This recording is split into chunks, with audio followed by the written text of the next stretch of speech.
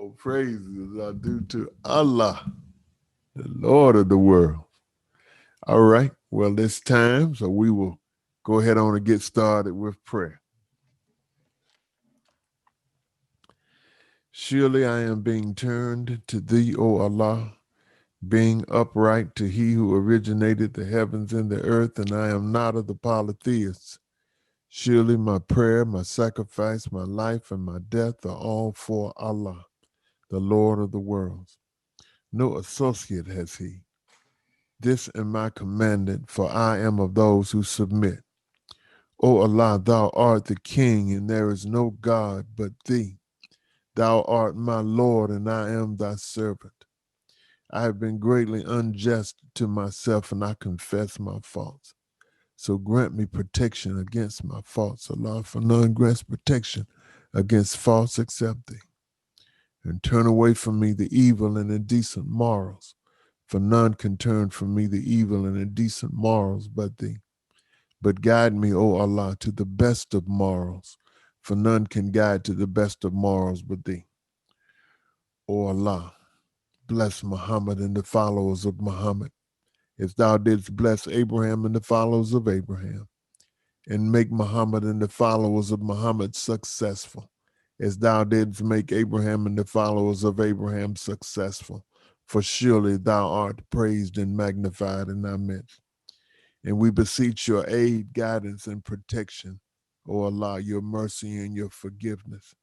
We invoke your spirit. We seek refuge in thee from the accursed Satan. And we we ask for your continued oversight into what we say. Guide the words, guide our spirits, make us of one accord, and help us to be of those whom thou art well pleased and who are well pleased with thee. And we thank you for thy servants, the Honorable Elijah Muhammad and the Honorable Minister Louis Farrakhan. In their names we do pray. Ameen. In the name of Allah, the Beneficent, the Merciful, I bear witness that there is no God but Allah, and that Muhammad is the messenger of Allah. And would like to greet my dear, beloved brothers and sisters in the nation, greetings of peace and paradise. Assalamu alaikum and Ramadan Mubarak. Walaikum salam. Ramadan Quranic. Yes. Well, here we are, day 25. And I'm feeling pretty good. I'm beginning to kind of get into a little bit of a groove. It's a little different Ramadan for me this year because I'm experimenting a little bit with my diet. I've been on the one meal a day, I guess you would probably say, for most of my life. And even though sometimes it's one meal all day,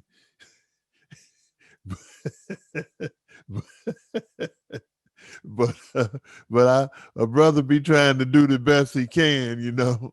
And earlier in my life, when I was real young in my 20s, I actually did once every other day for about 7 years, and that was a very, very rewarding experience. But now I'm on medication. I've had some medical issues, and that once every other day might be a little rough for me now. So I decided what I would do though, is that I would eat every other day, but the day that's off it will be basically a liquid, like kind of liquid, like broth, soup, puree, smoothies, and so forth and so on like that. And that's I can definitely feel the good, but it definitely has changed the way my Ramadan has been feeling. And so seems like here, day 25, I'm beginning to turn the curve finally. And it just makes me more and more thankful, for the Honorable Elijah Muhammad come and teach us. He said the messenger teaches us what foods to store and what we don't know and so forth and so on. And I'd hate to think of where I would be today, or if I would be anywhere other. Uh, well, we know through the study we would be somewhere, but I hate to think of where I would be without the Honorable Elijah Muhammad. And so uh, it's good to be. We are all gathered in His name, and it's a wonderful blessing to be so. So we get right on down to business this morning. We have part 25, and I'm going to go ahead on and read. Uh, we were in ayat 41, and so we're going to, excuse me, Surah 41, and we're going to ayat 40, 49, and 50. It said, man tires not of praying for good, but if evil touch him, he is despairing, hopeful, hopeless. And if we make him taste mercy from us after distress has touched him, he says, this is due to me. And I think not that the hour will come to pass. And if I am sent back to my Lord, I shall surely have good with him. So we shall certainly inform those who disbelieve of what they do, and we shall make them taste of hard chastisement. And what I saw there in that particular, those ayats, was that uh, uh, you know, as Muslims in general, our faith can be fickle. I'm not saying that your faith is fickle, but I'm saying that it can be fickle. And the relevance to the technology can be found in the tone scale positions as we sort of vacillate and fluctuate on that scale uh, throughout the day, throughout the week, throughout the month, throughout our lives. Uh, but it just points to me if that faith can be fickle, and oftentimes, and I think the reason that it is fickle is that we may experience different uh, positions on the tone scale. Uh, because if you're on a certain level on the tone scale, it doesn't matter who you are. That like the scripture says, God is no respecter of persons. If you on if you at 1.1 on the tone scale, that's an indication that you have some kind of covert hostility going on. If you 1.0, you dealing with fear. It don't matter who you are, if that's where you are. And so what we find, I remember my mother used to uh, tell me that uh, about some of her friends and even some of my friends. She say, I like him because he's the same way every time I see him. My mother was very sensitive to emotion, and and a very smart woman. She when she would meet you, then she would see you, look at you, and basically size you up like we all do. We size people up, and then that whatever tone scale position that you own, it registers. It would register with her. She would remember it. And so this is what happens with us. It's sort of like theta mesh theory. You collect that data when you encounter a person. And so the next time you encounter that person, you are kind of looking for, you're looking for that same uh, tone level, or you associate a certain tone level with certain people. And so sometimes you see people and they real happy, and then are they enthusiastic or feeling upbeat, uptone, and then sometimes you may see them another time and they feeling down in the dumps or whatever the case may be. And so obviously what my mom was really telling me is that, you have to be careful with people who are not able to maintain a constant good tone level, you see.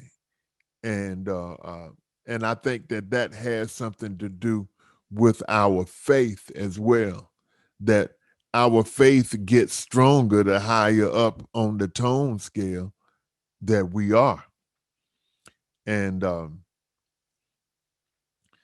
these are things, this is knowledge that, in my opinion, greatly adds to our intelligence, the knowledge of the tone scale. And I have said many times that I believe that in the new world, for these classes that you and I are training for right now, that we're going to be teaching or either attending, uh, that the memorization of the tone scale is going to be similar to the memorization of the timetables when you was in school.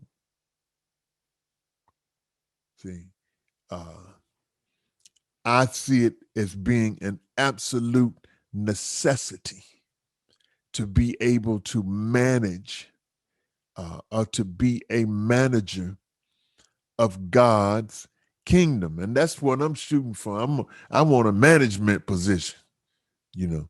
But of course, I want to qualify. I don't, you know what I mean? I don't want to get into the position just because I'm somebody's boy. You know what I mean? I'm gonna give you this or that. I want to be qualified, as the lesson teaches us. He said, qualify yourself for positions awaiting you. And the minister was talking about back during Savior's Day about how some of us were gonna be over territories. You see. And so, in order to be over territories and to manage these things, then you have to consider that your knowledge of the territory, or your knowledge of the people that you're working with, is tantamount to your success. It is. It very much, uh, your success depends a lot, or to a great degree, on the extent that you understand the people that you are working with. So this tone level is very, very important because it represents a steeper or a finer gradient of knowledge of self. That's really what it is. I mean, L. Ron Hubbard, he didn't just say, well, knowledge of self, but the Honorable Elijah Muhammad put it in such a way that that his communication to us about it, it just transcends the meaning, transcends the wisdom, transcends the significance, the importance of it. That it's very important to understand the different emotional flavor, the emotional colors that you and I go through. And it could be that that is part of what the Honorable Elijah Muhammad was telling the minister when he was saying that his best ministers would be musicians, doctors, and those who understand the science of color. And that's what you were teaching on, right, Brother Lukeman? Yeah. And so what is the color, when you look at the color, and then when you like now that it brings back the picture of that prism that you had, and you got the spectrums, and you got the the different gradients, and in the spectrum, each color vibrates on a certain frequency. And what you're looking at in the spectrum, you're looking at a gradient scale. See, so when you understand the spectrum, it shows you something about the gradients. And so the same way, when you can look at the tone scale as sort of a spectrum of emotions. So he says also that the tone scale is a mathematical index of emotion. So the science of color. So what is behind the science of colors? You have different colors. The same way you have music, you have high tones and you have low tones. And all of them are graded. A, B, C, D, E, F, G, D. You know what I mean? Do, re, mi, fa, sol, la, ti, do. All right.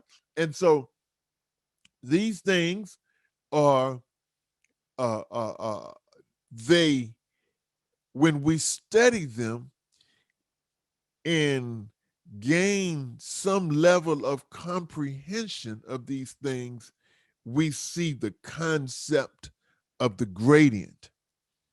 And we also see a meticulous breakdown of the extremes from the low to the high.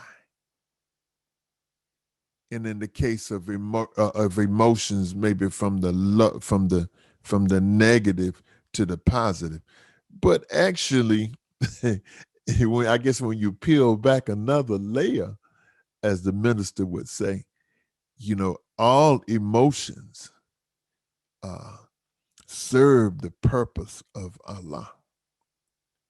Allah made room in the scenario or in the reality of emotions that each emotion would serve him. Whether it's 0 down to -40 or 0 to +40. Or in some of the OT studies, it actually goes up to 400. All right. And so when we understand the varying hues, how about that? Hues. That's what the color is, like a hue. All right. HUE. When you understand the various hues and understand what is behind hues, from darkness into light. See, then it gives us insight, or gives us a finer insight into self.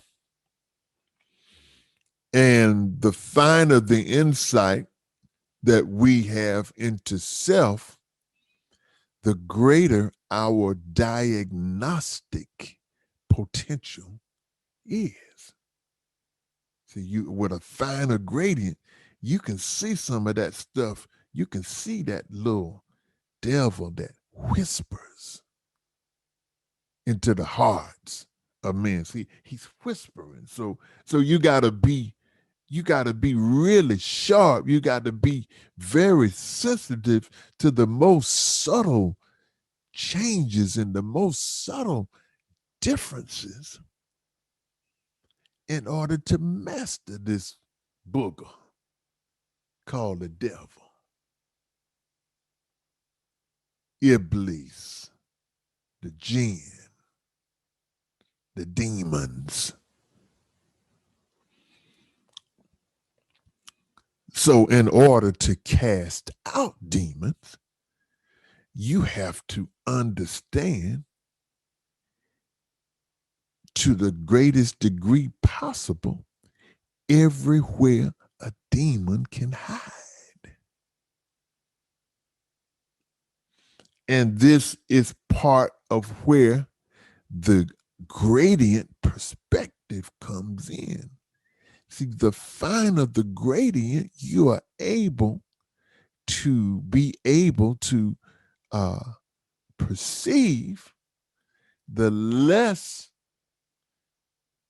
the amount of places, excuse my English, my grammar, that this demon or this devil will have to hide.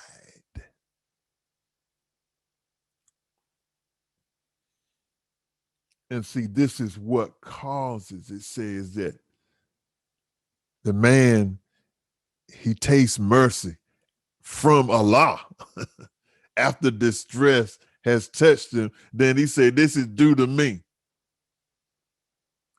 So hell, you know, that means he missed something somewhere. He had to miss something.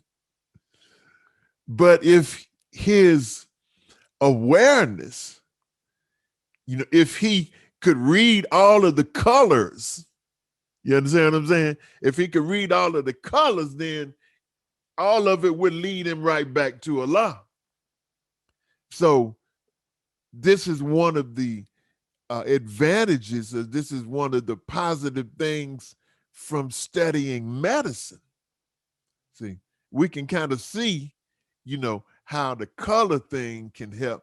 But the thing about the medicine, see, when anybody that studies medicine, you're really focusing on cause and effect.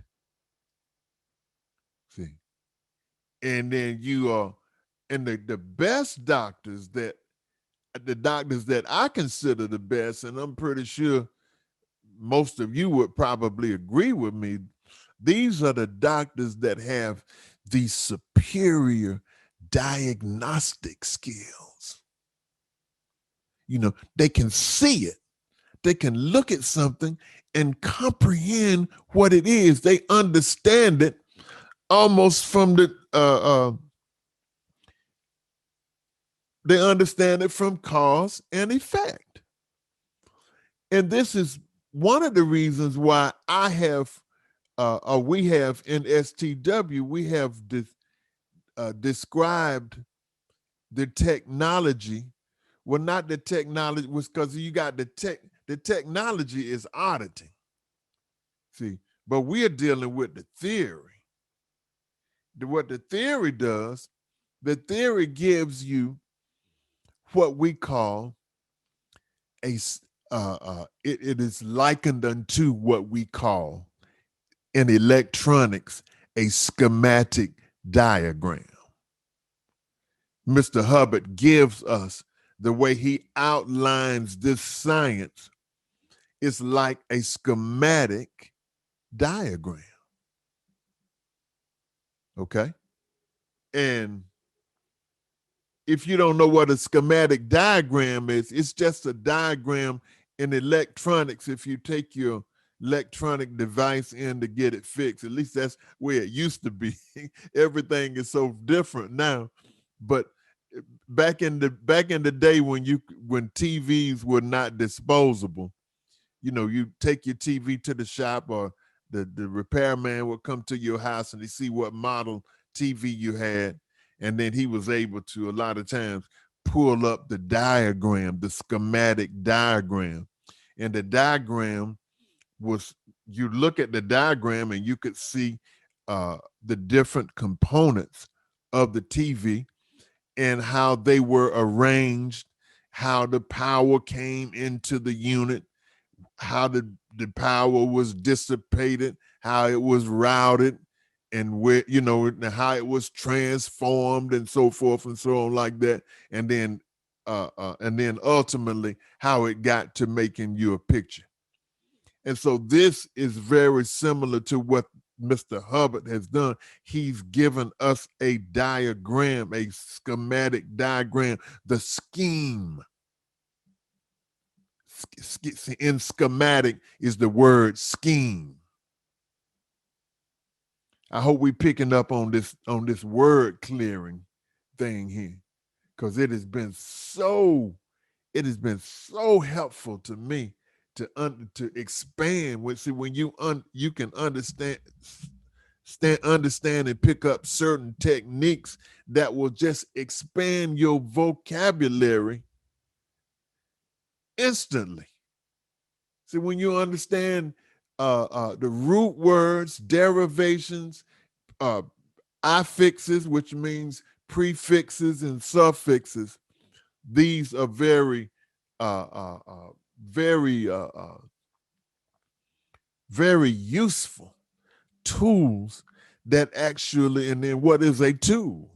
A tool is a device that helps to save work, that cuts down the amount of work that you have to do. You know, try to drive a nail without a hammer. you know, all right. So schematic, let's see. So it's based on scheme.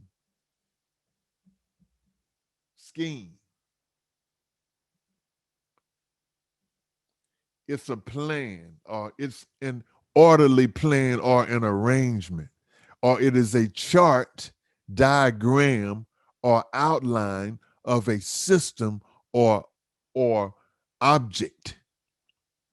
Okay.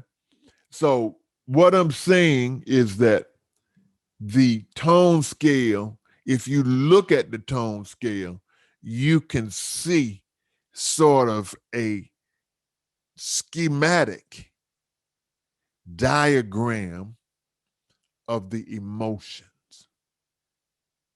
So, and then as I was saying earlier, and if anybody wants to get this course, I can help you. Want to get on this course, I can help you outside of STW, even though we're going to take it up in STW, the course Thought, Emotion, and Effort. And I'm assuming that you could help with that too, brother Luke Mon. You know that you right. And Sister Cheryl, have you taken that course? Yeah. See, that's one thing we need to do. maybe we can get together and come up with some kind of curriculum, on these things. Because see, that to me, that is it is so important because, say, like in the nation, when we are trying to perform the book one auditing, we lump thought, emotion, and effort into one big bag. So when we are trying to deal with an engram, well, then see, there's a thought component, there's an emotion component, then there's an effort component. And sometimes the aberration might be, the biggest part might be in the thought or decision component, And then in another case, the aberration may be in the emotional component. That might be what's messing you up. And then in another instance, it may be the effort. But if we just attack, as though it's one thing, then we find ourselves working less efficiently. And I understand that. I'm not criticizing that, because with the limited amount of training that you get to get a book one certification, there's these things are not taken into consideration individually, but the consequence is that you have less efficiency. Mr. Hubbard does say, to the defense of book one auditing, he says that some auditing is better than no auditing. So we always keep that in mind.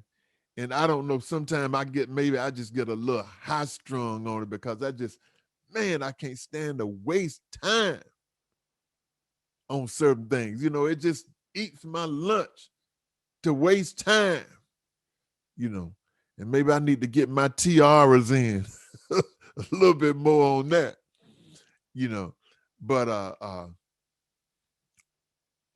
But that's, it's funny how we get led to these subjects, but that tone scale, and it goes for me too, because I'm not up on it like I should. We need to clear every tone position. Maybe we can do that and then find the Arabic equivalent. You know what I mean? All of these types of things, and I want to. What I really want, I want to try and codify. What is it? Codify or codify, whichever one it is. The whole subject of word clearing, and how we are interacting with words with the Quran and even with the technical dictionaries. That we see these technical dictionaries, and then there are words, the technical dictionary, I don't believe, based on everything else I've read, I don't think that Mr. Hubbard put that dictionary together. I think it consists of Mr. Hubbard's definition. But the way it is put together, some of those definitions are very one-sided, or they are skewed. Just like our dictionary, the dictionary of the supreme wisdom. If you ever seen it, I think a lot for it. But then to me, it's just like book one auditing. Some dictionary is better than no dictionary. But I ain't looking for that. I'm trying to save as much time. The minister said that Dianetics will make you into a god. He said the supreme wisdom will make you into a god. He said, but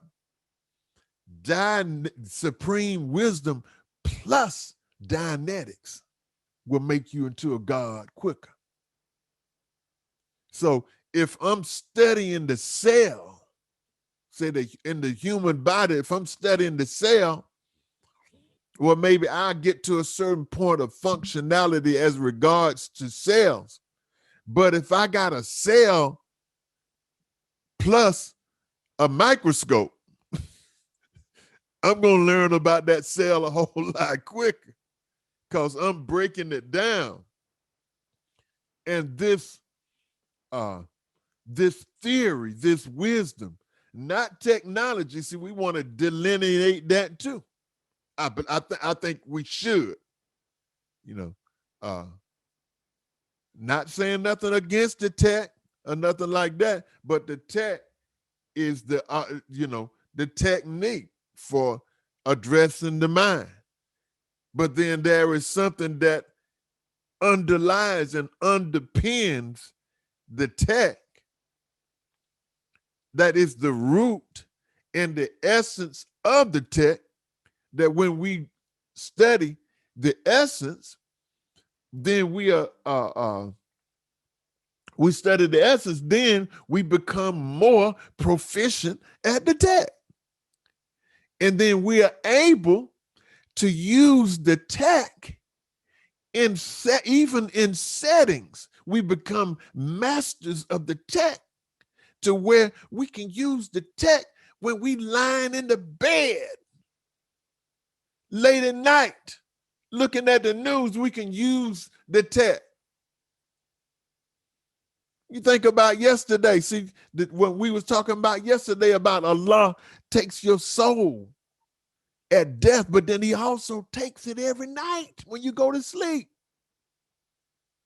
So now what the tech tells you, well, dog, if you're going to take my soul, maybe I can request that you do certain things with this soul that might help my development move along a little bit more. You don't just say, well, Allah, I know you know what to do. I don't think that's the mindset that we're trying to get to. I don't think that's what the messenger or even the minister wanted us to do. You use your mind. We use our mind. And one of the I had a mentor who was from Egypt who could levitate. He could levitate objects. And I learned a lot from him. I even learned a little levitation, to be honest with you. But he would always say, he said, you got to learn how to use your mind creatively. So when we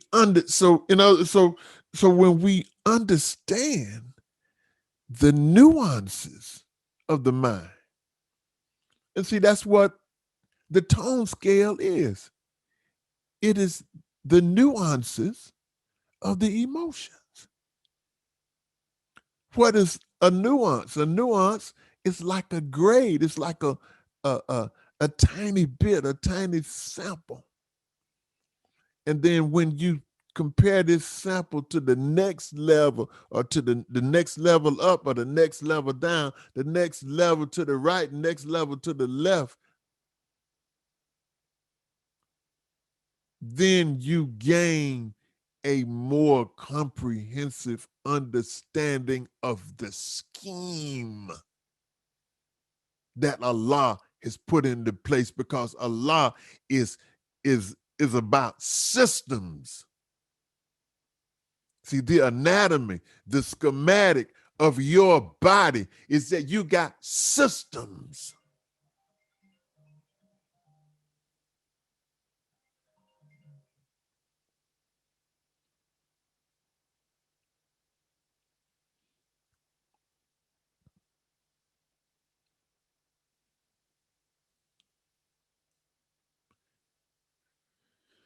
Sorry about that. This is this is the scheme. This is the way that things are ordered. System. See, when you have a system, then you have a more efficient operation of things. We got systematic racism. That makes the racism more effective, because Homer down at the gas station is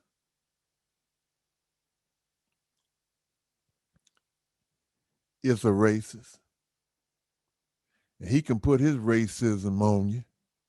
But when you got a system of racism, everywhere you go, the system encompasses that which interacts with it. If you interact with the system, then there are more points of which it can affect you. So is it with the emotional tone scale.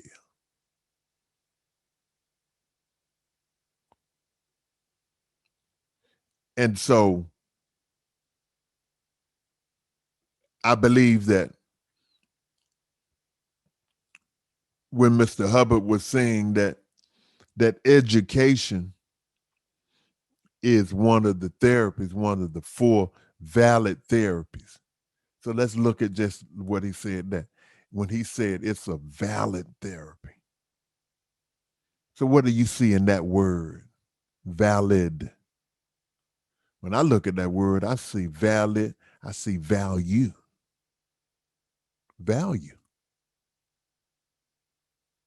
Anything that's valid, it's really saying that it has value. And one of the big things, so that's a big sensitive thing, validate, a value. So that really strikes at a central part of our faith.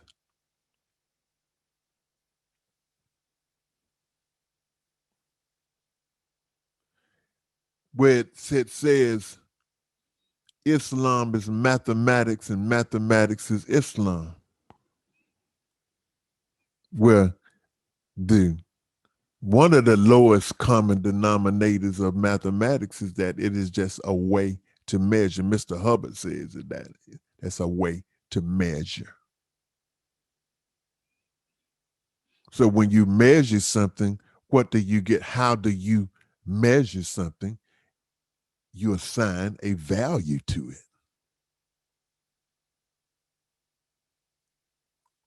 And in the auditor's code, one of the main no-nos is do not, well, he said, do not evaluate. Well, the two things, do not evaluate and do not invalidate. See? And so I'm just kind of drilling on these fundamentals, because when we get the fundamentals, when we gain an understanding of the fundamentals, then the technology becomes easy. The technology is easy once you understand the fundamentals. Actually, the technology becomes more natural and more organic. And then you can begin, when you understand the fundamentals, then you can be creative then. You know what I mean? See, when I understand, if I'm a basketball player and I learn how to dunk and I understand the fundamentals of dunk, once I get in the fundamentals, then next thing you know, man, I'm doing windmills, 360s. I'm doing all kind of dunks because I got the fundamentals down. See? And that's why I think that this tone scale is so important. And it will allow us to understand ourselves better, much less understand somebody we may be trying to audit, or either somebody that we are observing. You see, but it's just going to take some study. It's going to take some outside study. I got a piano student. I was trying to teach him the notes on the music staff.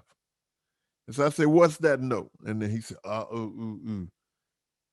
said, "Man, you're not going to learn this just sitting under me. You have to study this." I said, "Well, what's 3 times 8? He said, 24. I said, "You didn't learn that when you was in the classroom, did you? You had to go home and study and memorize that." So this is what we have to do. Understand that. Because you think about it now, what makes a person react the way that this person reacted in ayat 50? It's fluctuations on the tone scale. All right, we're moving on to 54. Y'all forgive me. That was my eye doctor was calling me. I said, "Now I know I ain't got no doggone appointment yet." So it just kind of threw me a little off. I apologize. Okay, in 54. Now surely, okay, we got our sister Haviva on the line. You with us, sister?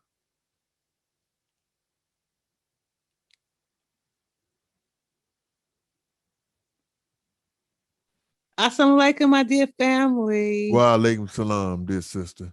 and Ramadan Mubarak. Ramadan Quranic. Are we All right. starting? Yes, ma'am. Yeah. We're on ayat 40, excuse me, Surah 41, ayat 54. Yes, sir. In the name of Allah, the Beneficent, the Merciful. Surah 41, Hamim, Part 25, Ayat 54. I seek refuge in Allah against the accursed Satan. Now surely they are in doubt as to the meeting with their Lord. Lo, he surely encompasses all things. Allah. Okay. Yes, ma'am. Excuse me for cutting you off. Allahu Akbar.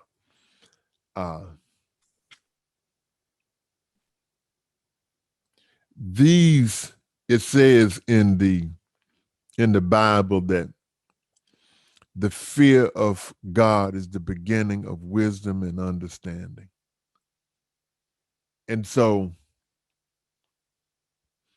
if those who doubted, disbelieve,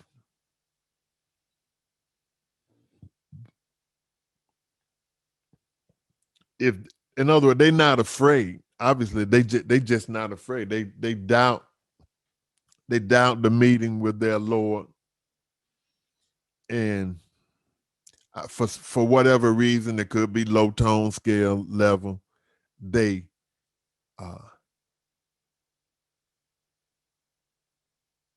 not tuned into the fact that we are all on the course of meeting with our Lord. And when we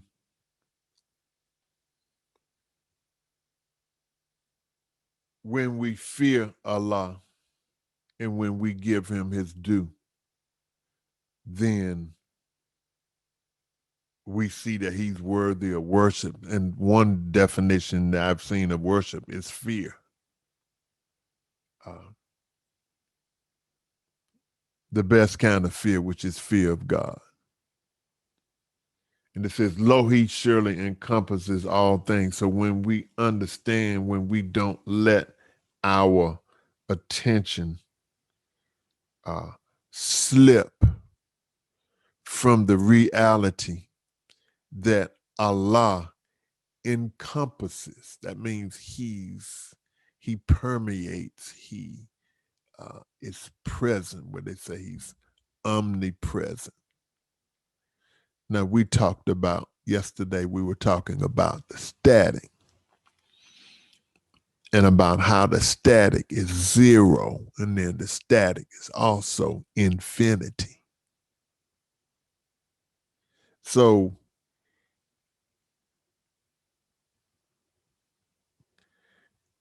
he's already everywhere.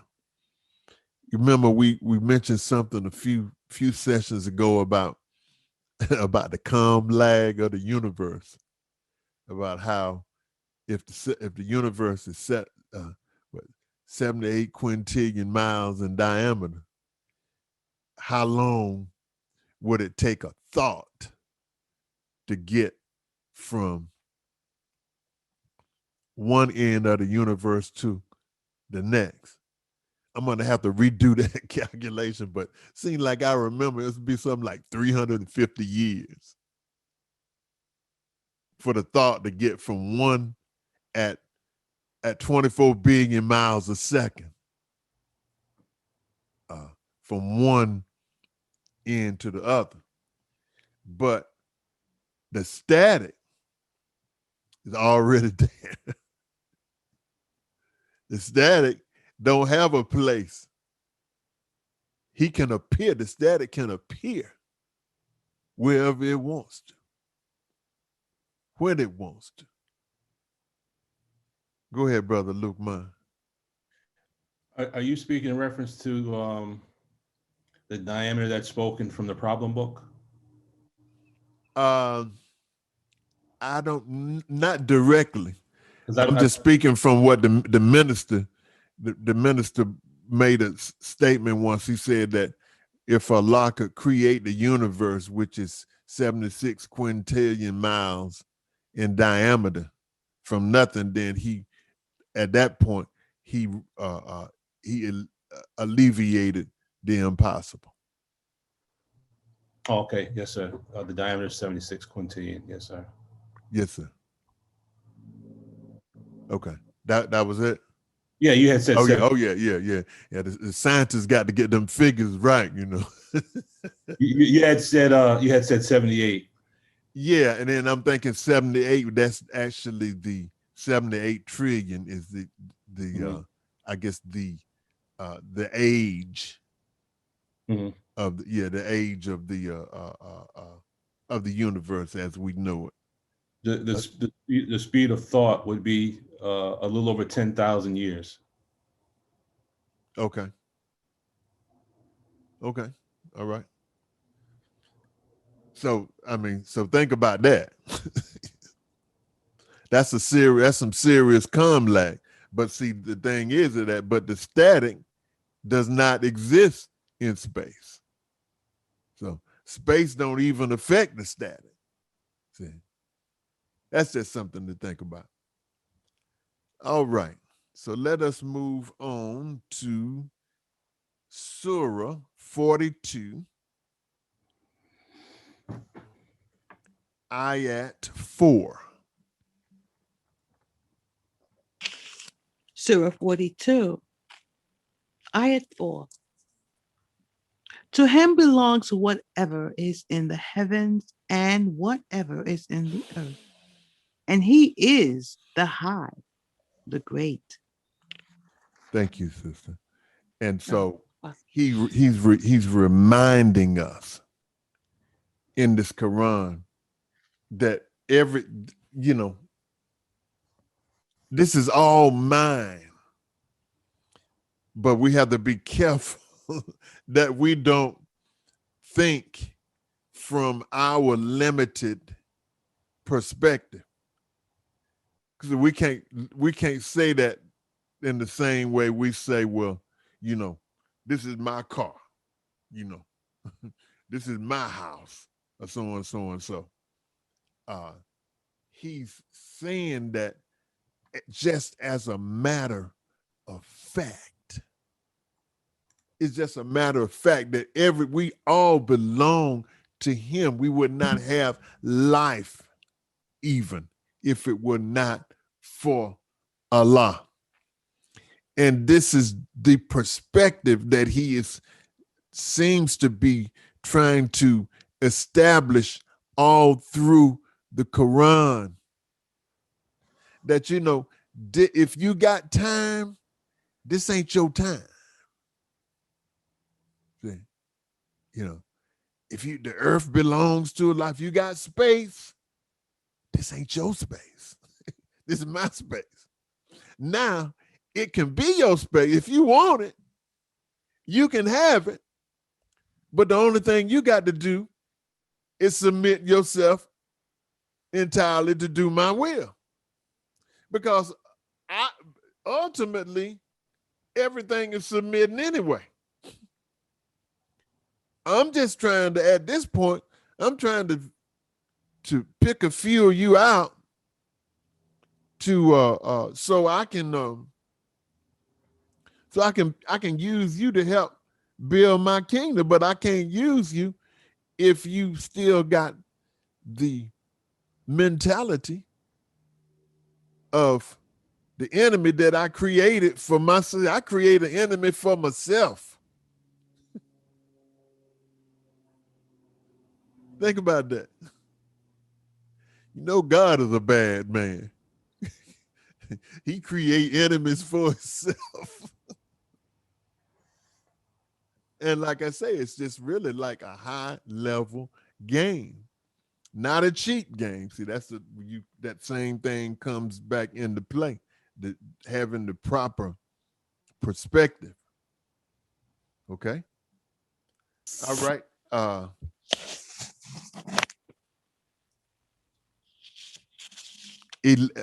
Ayat 11.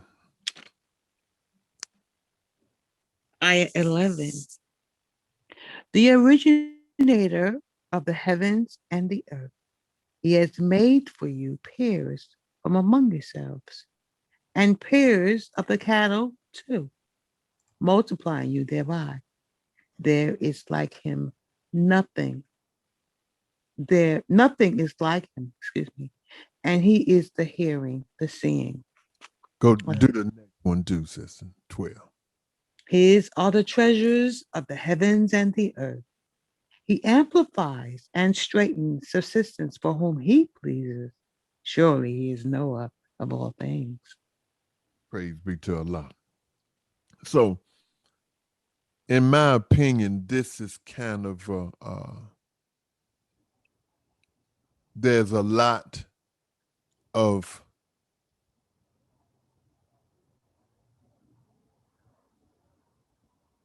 advanced theory. See, there's actually theory in the Quran. The theory is just simply the infrastructure. The theory is the system of thought. The theory is the type of organization, the way that Allah organizes things. So remember, we were talking about systems. When you have system, you got organs in the system. Each organ, the body is a system. So you have organs in the body that perform certain duties, certain functions. So he's saying, he's just making us aware. And everything that we study, I mean, Scientology, biology, botany, zoology, geography, astronomy, astrology, all of the sciences that he is the cause. See, nothing is like him because he is the creator. If he made the equal, if he made the exact, see, you can see that now. If he made the exact duplicate of himself, then he would disappear as the creator. He couldn't exist as the creator. If there was such a thing as an exact duplicate of him. Is that making sense?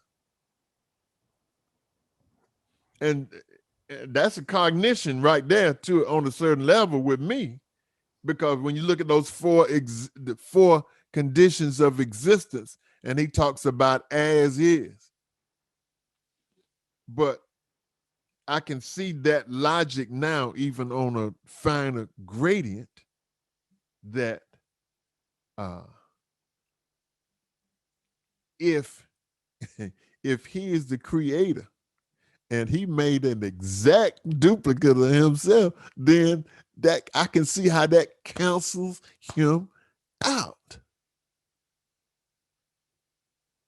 And I hope you can, because that kind of turned on a little light, or it made the light a little brighter. Okay. Nothing is like him. And he is the hearing and the seeing.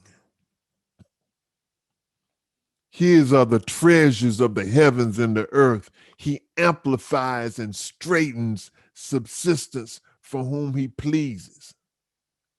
And so this is what we are taking in now ourselves. This knowledge is like subsistence from Allah. I remember the minister was saying that when the Honorable Elijah Muhammad departed and he didn't know what was going on, you said, like, what? Messenger, why? You didn't leave me nothing?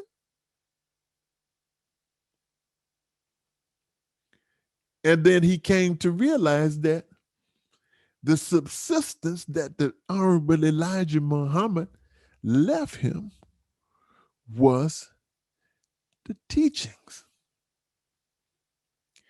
and his unique level of belief, his unique level of ARC,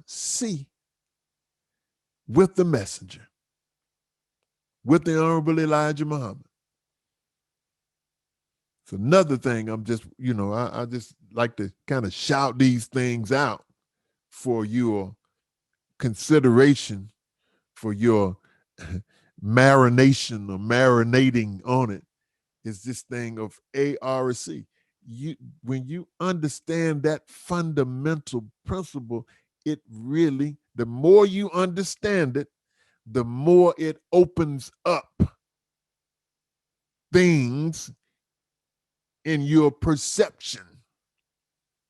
The more you understand affinity, reality, and communication, the more you are able to understand anything that comes within your view, your viewpoint.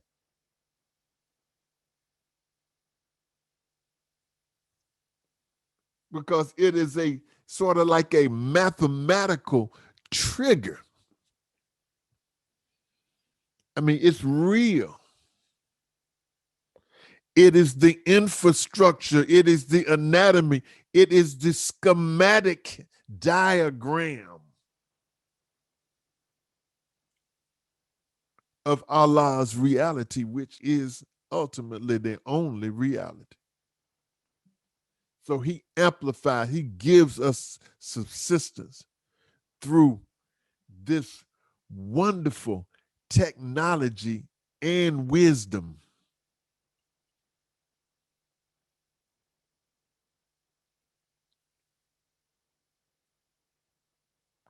Which is not necessarily supreme. It is not supreme wisdom. And I think because it is not pointed one way or the other.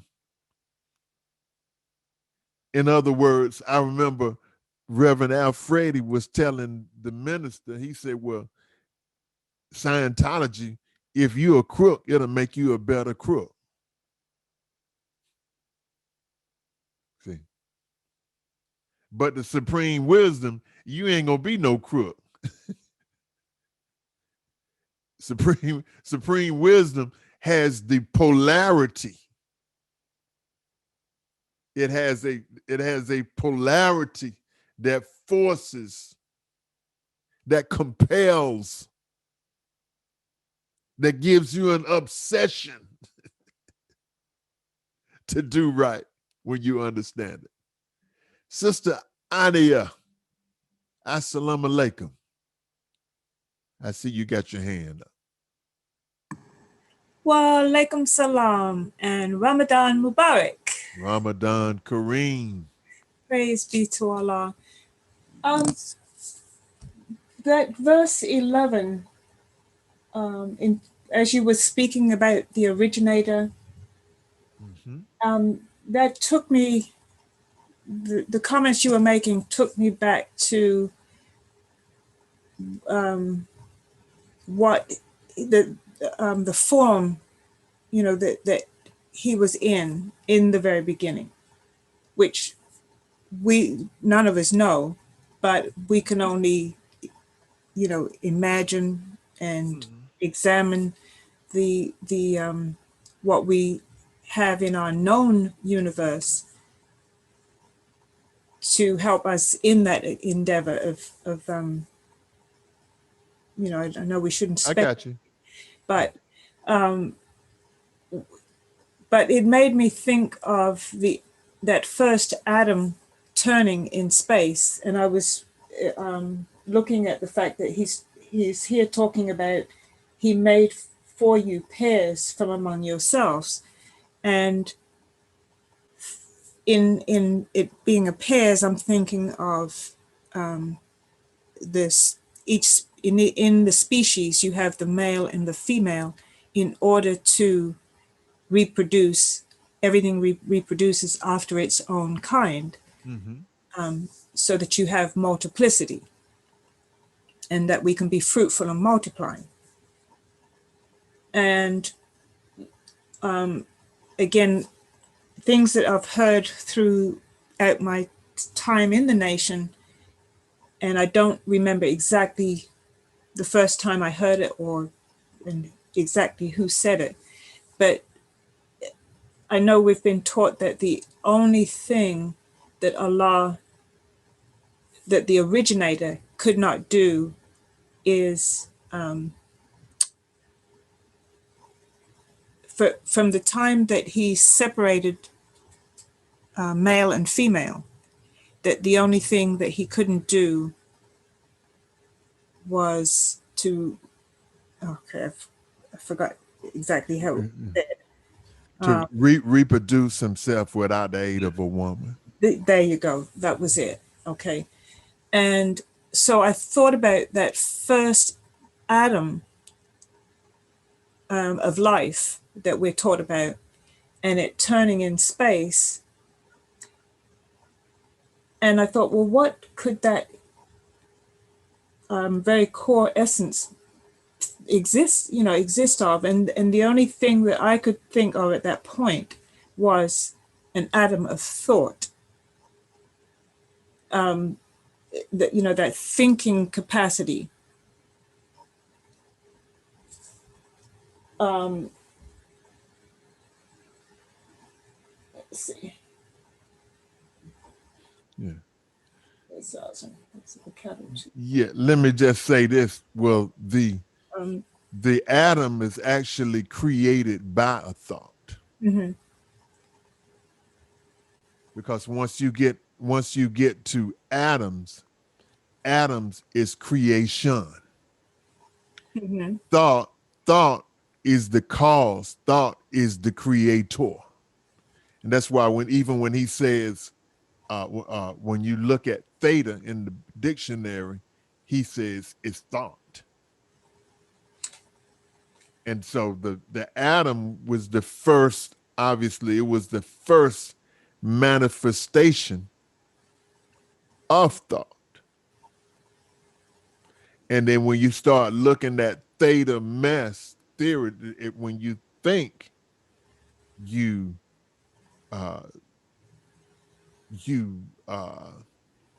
initiate a cycle, and that's what a vibration is a cycle.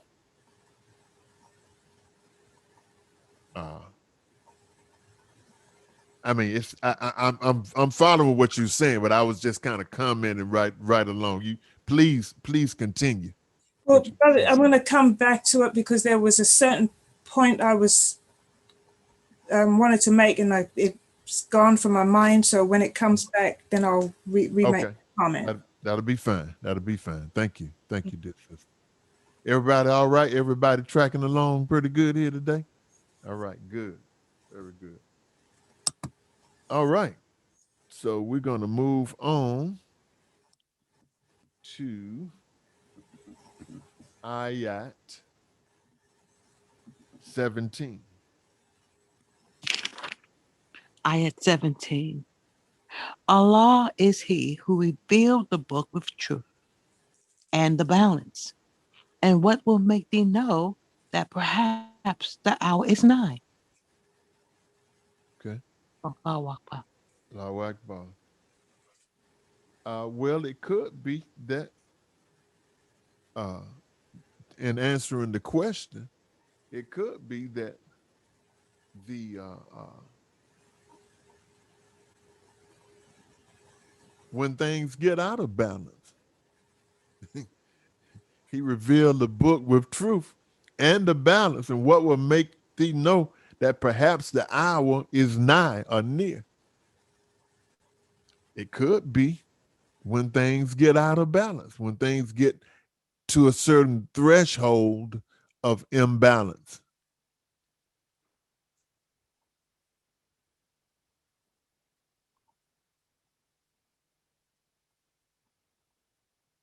And we know that imbalance is a destructive force.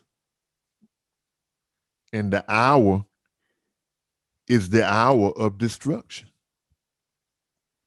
And imbalance is a destructive force. It aberrates us spiritually. But even if you driving your car and your tire gets out of balance.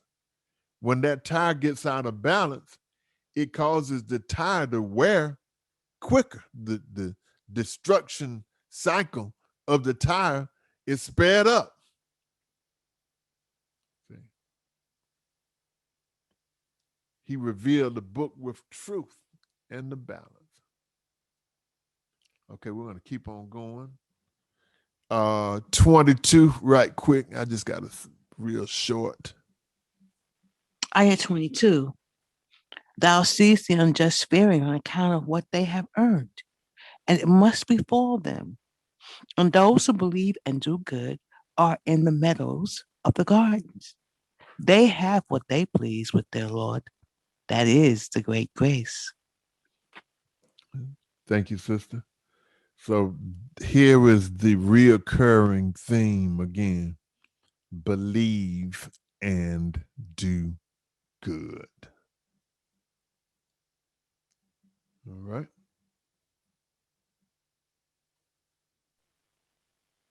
(26) Brother Batin, Yes. okay, before you go on, going back to 17, Okay. when you said about the and he Allah is he who revealed the book with truth and the balance. Okay, the balance, where would you say in the ARC triangle does the balance come in?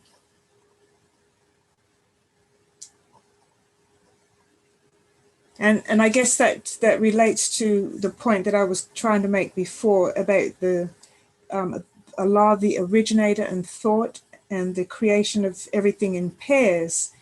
Because I thought of when pairs does not necessarily mean that it's two things that are the same, because oftentimes those pairs are opposites, which sets up the polarity. Yes. And that the polarity in some cases is what creates the affinity. So Yeah, because it creates an interplay. Yes, sir. Could you speak to where the balance fits into that ARC triangle? And when you said it, it was right in my mind. You can help me out, Brother Luke, man, if you want to. I mean, anybody, not just Brother Luke, man, but anybody.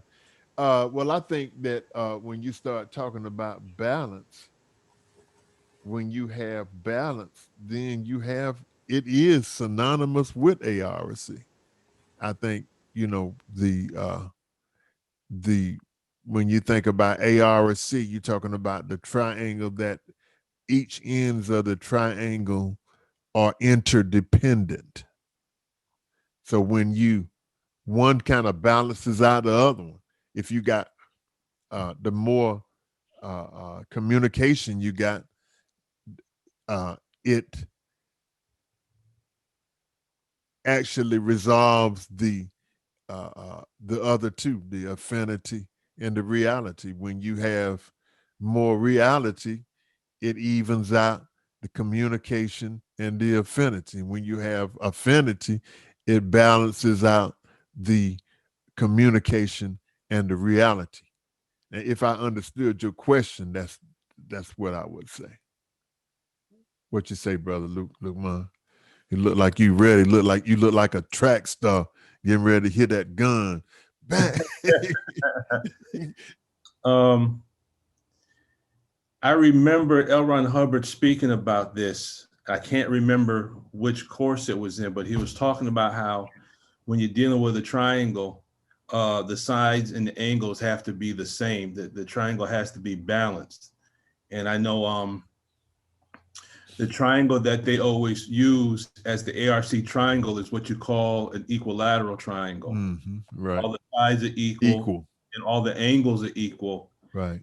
When you have a triangle who has if you have a triangle where all the sides and angles are not equal, that's called an oblique triangle. And if you clear the word oblique, I think it's synonymous with aberrated on some level. Okay. So everything has to be the same. And then Minister Farrakhan said if side angle side of triangle A equals side of triangle B, then the two triangles are congruent. And Yeah. some equality between the sides. Yeah, balance. That's a good answer there. Praise be to Allah. Okay, that gives me a lot to study on. Yeah, I think what you were saying, the whole thing, the equilateral, the ARC triangle. If you look at the ARC triangle, the way it's depicted, it is an equilateral triangle. You see. Could I add one point to that? Add two if you want. When you there's a law in trigonometry that says there's a relationship between the sides and the angles. If you clear the word side and then you clear the word angle, it'll bring up a real interesting relationship as well as how the mind operates. The angle representing the unseen part and the side being what you see. It's actually pretty interesting. Sounds like it. Yes, sir. Thank you, brother. Yes, sir. And sister for the question. Yeah, questions are real of great value because they probe the mind and they direct the mind. All right. 26. Ayat 26. And he 27. Excuse me, sister. I'm sorry. 26 and 27. Yes, sir. And he answers those who believe and do good deeds and gives them more out of his grace. And for the disbelievers is a severe chastisement. And if Allah were to amplify the provisions for his servants, they would rebel in the earth. But he sends it down by measure as he pleases. Surely he is aware, seer of his servants. Okay. Alhamdulillah.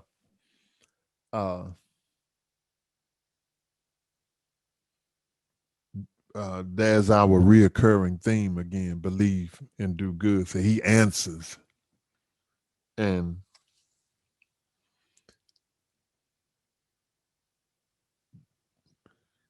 when you believe and do good, as we were saying, that the belief, you can look at that as a tractor beam. And so the beam is there's a communication there with you. And your response by believing or submitting, that is it's communication.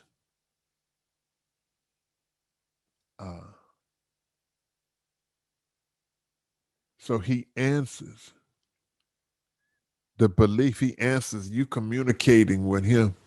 Well, you have validity with me, Allah. You have value with me. And in turn, Allah, you have value with Allah. It balances it out. That's what we were talking about earlier. That's what we were talking about when we're talking about exchange and we're talking about charity. It's about the balance. It's about communication.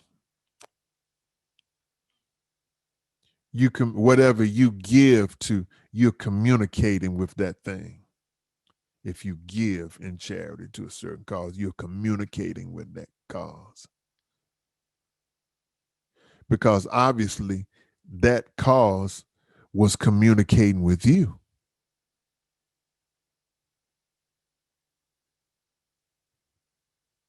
Then it's a natural thing for you to want to reciprocate. And if you don't, then it throws you out of balance.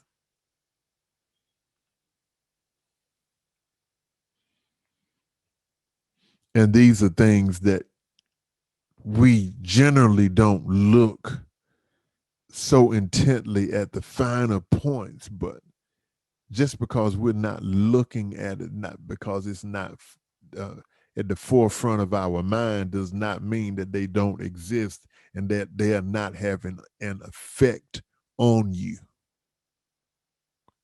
Because as we see how meticulous Allah is, well, then we share that meticulosity, if you would, or the state of being meticulous about certain things, even though sometimes we may choose to ignore certain things.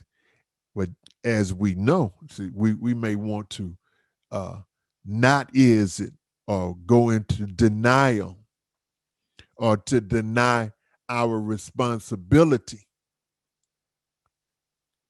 which goes back to what what the Quran is telling us about giving Allah his due. But if he says give Allah his due, then we should give all their due. And that if you don't give them their due, it doesn't change the reality that certain things are due to them. And it is your responsibility that if you understand that there's something that is due, that you should give the due. And we tied that into also to the scripture that talks about the blasphemy against the Holy Ghost, which is basically not giving the due to God, which he is due.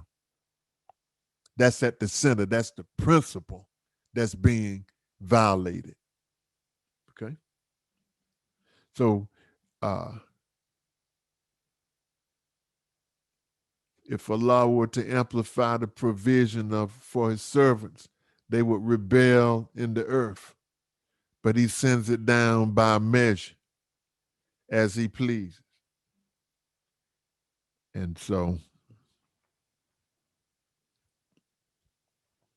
sometimes we feel, or sometimes we wonder why we don't have this or we don't have that. And sometimes it's a blessing that we don't have certain things. It's a blessing that Allah doesn't give us certain things at certain times because we may not be able to handle it due to our spiritual maturity or immaturity, or it could be due to where we are residing on the tone scale at that particular time.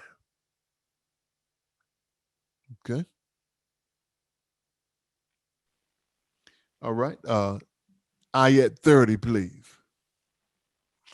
Ayat 30. And whatever misfortune befalls you, it is on account of what your hands have brought, and he pardons much. And my wife will tell you this is one of the classics, one of the classic ayats here. And it just really points to the fact that we are God, you are God. See, you might say, Lord, how come this happened to me? Well, you brought it on to yourself. I remember at Minister Rockman's janazah, the minister had pointed out to what it says in the Quran about. He said that man's life is a fixed period of time. Then the minister followed it up. He said, "Yeah, and the man fixes it. You fix it yourself."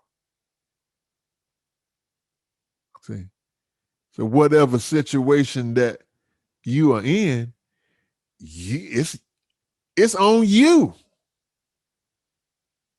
And that's why else would Allah tell you, since Allah is so intricate and so meticulous in his execution of justice and the law and so forth, Why would he require you to take responsibility for something that you ain't responsible for? Now, we may not want to see ourselves as responsible for some misfortune, but we are responsible. That doesn't necessarily mean that if you are in an undesirable position that you're a bad person. It could mean, and I think it probably in most cases does mean, that you might have taken an undesirable turn. But if Allah, and which caused you to be in a bad position or perceived bad position, but if Allah allowed you to take that particular turn, ultimately it's good for you. And that is why you should take responsibility, for responsibility will always render you the proper perspective, which is the perspective of God. Yes, sir, Brother Luke Ma. The ARC in with the tech with that verse in route to affinity, L. Ron Hubbard asked the question, what are the two rules of cause and effect? And the one he states is never be the effect of your own cause. Okay. Did he give any examples? He didn't give an example, but when I had to answer this question, what I used as an example, I don't know how many of us have ever saw that movie, The Hunt for Red October, with Sean Connery. Well, it was the movie dealing with the submarines, and Russia had sent a sub to hunt down Sean Connery and destroy the sub that he was on, because Russia didn't want their sub to get into the hands of the Americans. And the Russian that was trying to kill Sean Connery had turned off the safeties on the missiles. So he shot the one lieutenant said, if you do that, you could possibly kill us. He said, take the safeties off. So they shot the missile, and Sean Connery maneuvered in such a way that it brought the other sub right in the pathway of its own missile. And the missile it originally shot was the one that killed it. So Wow. it became the effect of its own cause. Okay. It died by its own hand. That was the example that came to mind when I answered that. Okay. Yeah, that makes a lot of sense. Yes, sir. All right. Praise be to Allah. Brother Patine. Yes, ma'am. Go ahead, sis. I'd like to ask a question. Okay. Well, first of all, Assalamu alaikum, family. Walaikum salam. In the case of Job, with his suffering and everything that went down with Job, and the people came around him, from what I understand of the story, and said, yeah, you thought you was all that. What did you do to bring this on yourself? So in the case of Job, Allah, from my understanding, brought that on him because he was testing him because of Satan saying he could get Job. And Allah was trying to show that Job was really a servant, a righteous one. So he allowed Satan to do what he, to try to come after him to make him curse God. So in the case of Job, what you just said, how does that work in a case like that? Because I don't think Job brought that on himself. Well, that's an interesting perspective. I would say, though, that they say be careful what you ask for, because you'll bring it, whatever it is, you'll bring it to you. Now, you might not like the way that it comes to you, but now I think that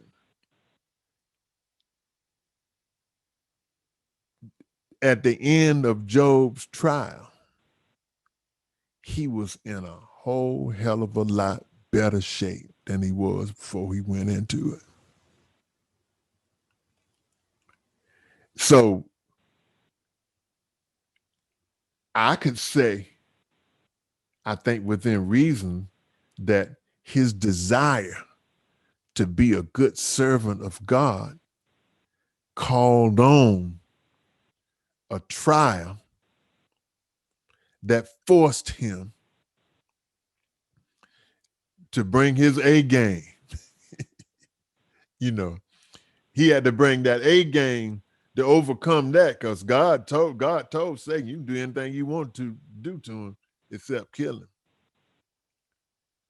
And so one thing about in the text, Mr. Hubbard said, he said that's one of the kind of, he didn't use the word paradox, but it's like we are trying to survive, but our nature is to survive. So you're going to survive anyway. It don't matter what they do to you, you're going to survive anyway.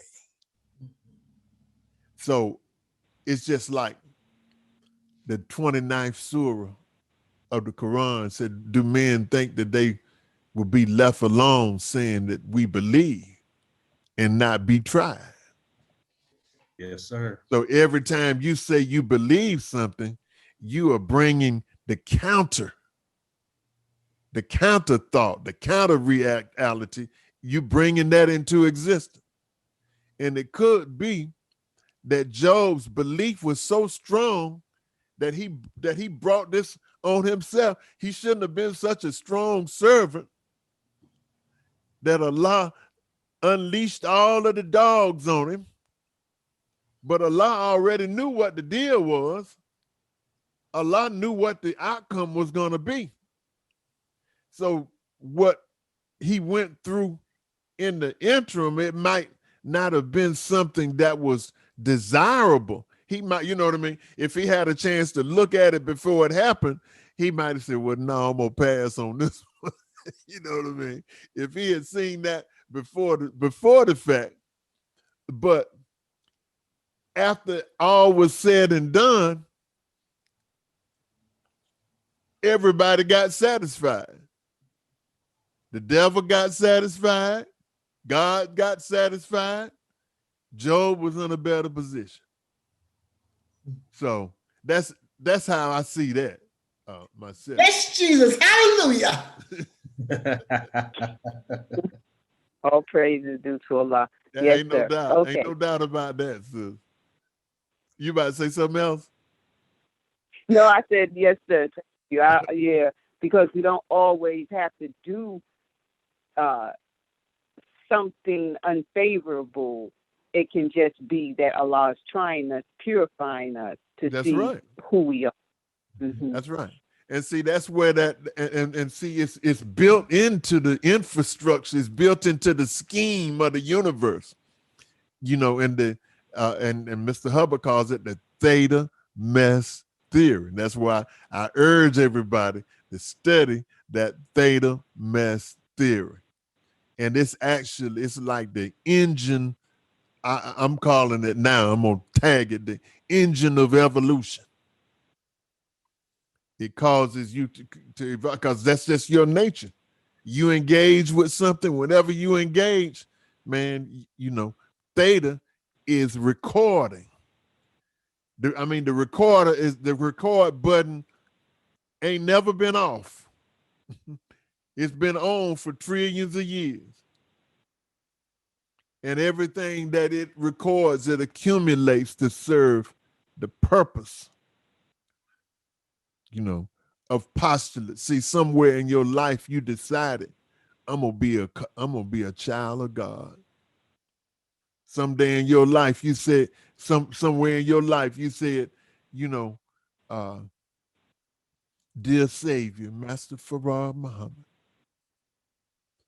You know, I forgot exactly what the word another letter was, you know. And when you said that, well, then you bringing stuff on yourself. You bringing trials on yourself. Because if you want to really be that, then Allah has to cleanse you and purify you. And it is only through the purification and the cleansing process that he's able to, he causes you to sort out the stuff that ain't about him. See, and I'm sure Job had a nice little sorting party. You know, he got that thing off of him by the grace of Allah.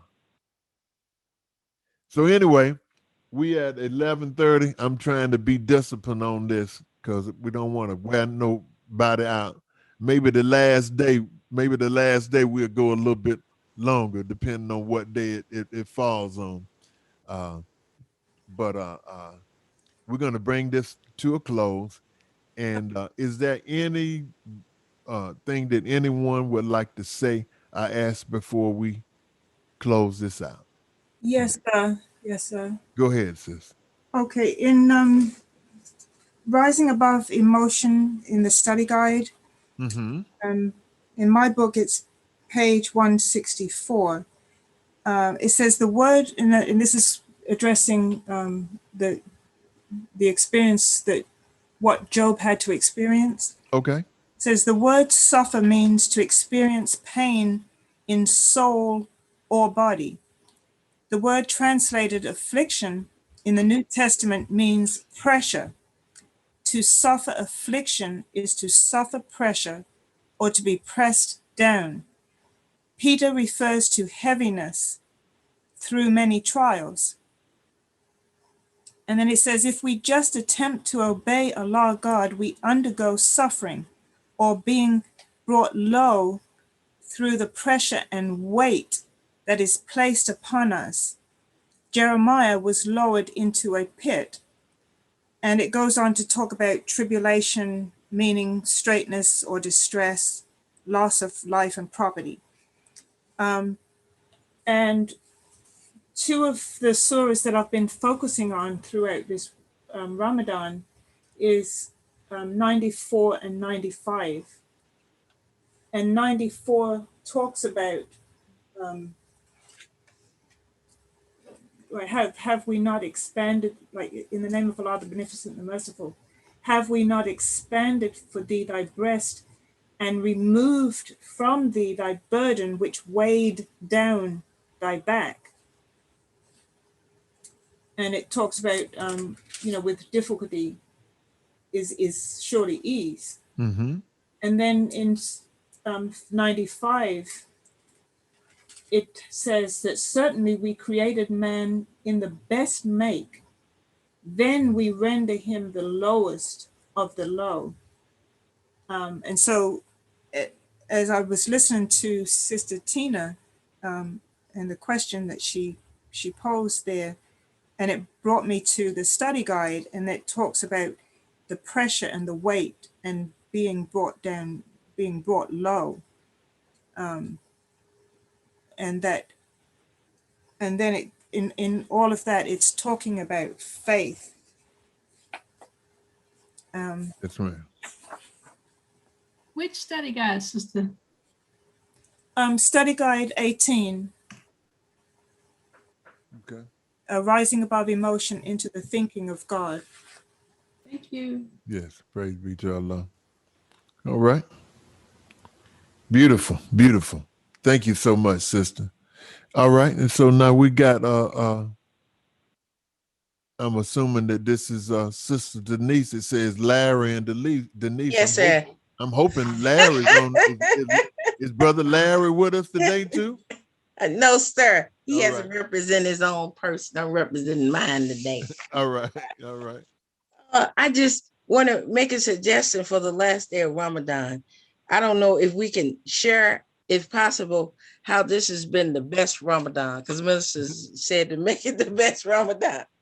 I don't care what has happened, how this has been the best Ramadan that we have had. That's That's my suggestion. sentiment exactly, sister.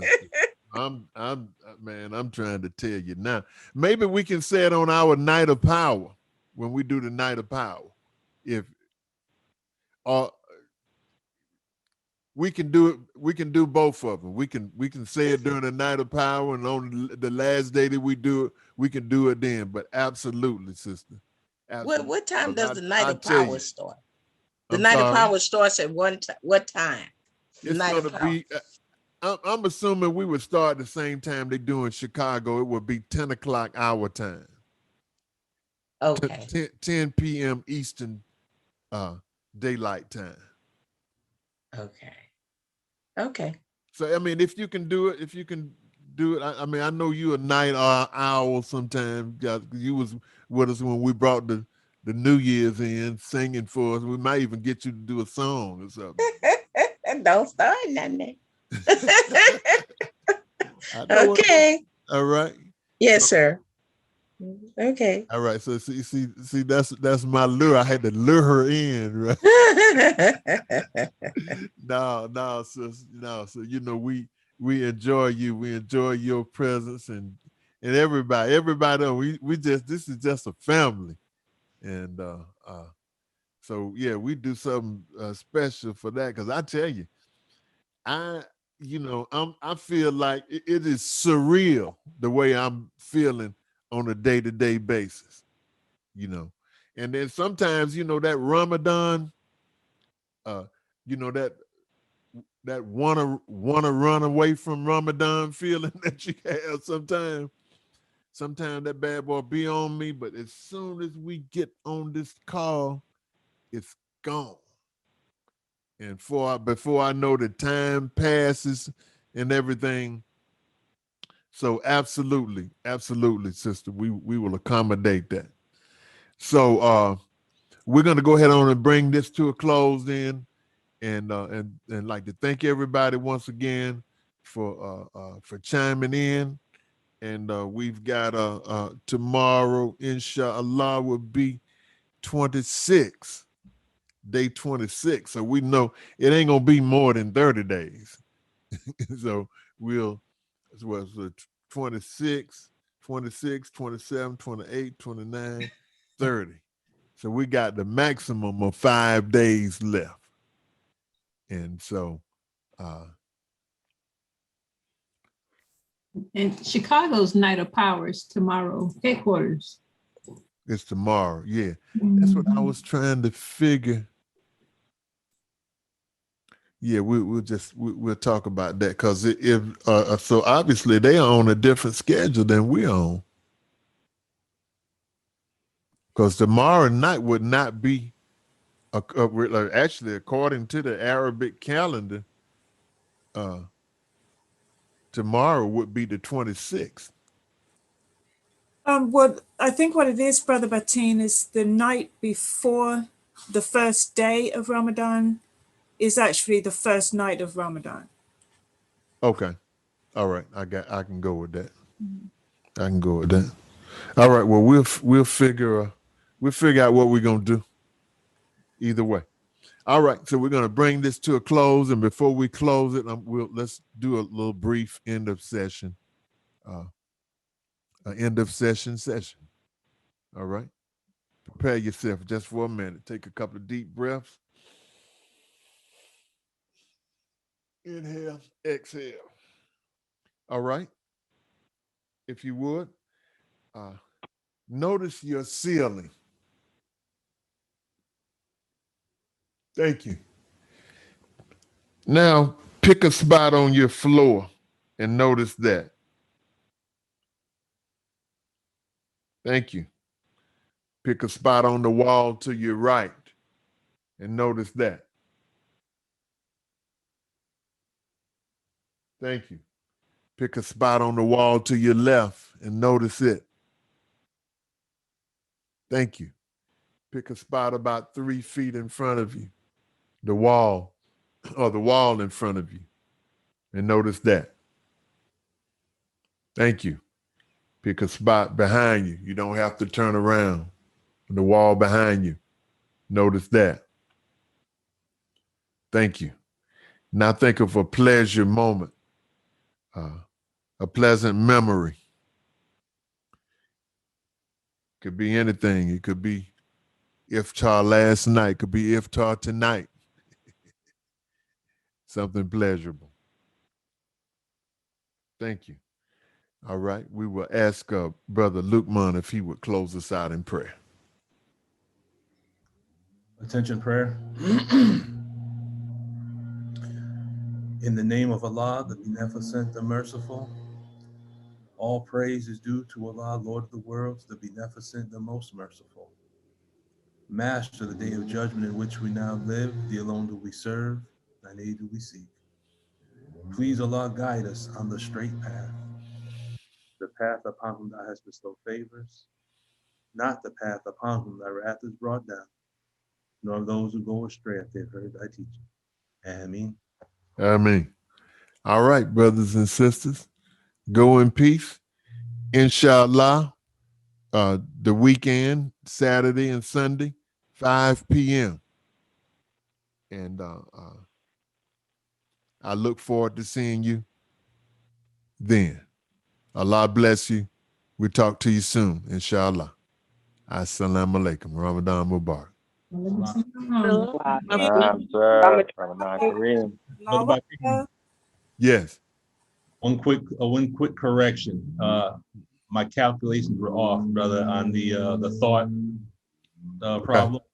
Okay. It takes 100 years. Okay. Just want to make that correction for my own aberrated mind. Yeah. Oh no, it's all good. It was just my point was just that it's a long time. You know, you think something, it would take a long time, you know, for it to get to the other end. Yes, sir. If you just didn't. So that's why we was wondering. We had asked the question, well, then why is that? And then it just became apparent that is to just let you know what the com lag is. Mm-hmm. You see, because com lag has got to do with space and time. It's the time that it takes. You know what I'm saying? Where theta is not restricted by time. It's our place, you know. All right. Allah bless you, sir. You too, brother. Thank you. All right. You're welcome, sir. Thank you. Assalamu alaikum. Salam.